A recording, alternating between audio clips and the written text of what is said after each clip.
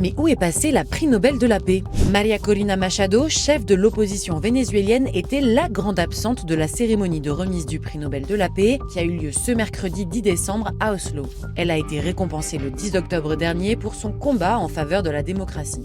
C'est sa fille, Ana Corina Machado, qui est allée à Oslo pour récupérer le précieux sésame.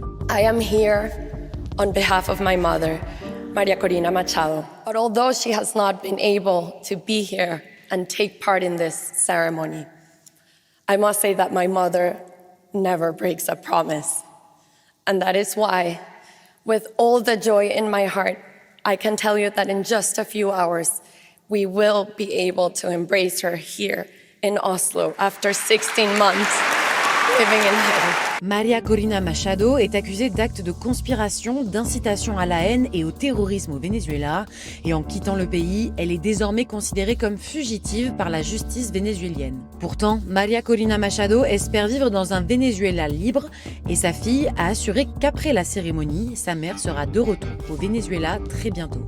Depuis la réélection de Nicolás Maduro au Venezuela en juillet 2024, des résultats que ne reconnaissent ni les États-Unis ni la communauté internationale, Maria Corina Machado vit dans la clandestinité. Elle avait été aperçue pour la dernière fois le 9 janvier à Caracas, où elle avait participé à une manifestation contre l'investiture du président Nicolás Maduro. Elle avait alors échappé de peu à son arrestation. Ce n'est pas la première lauréate à ne pas être présente pour recevoir son prix.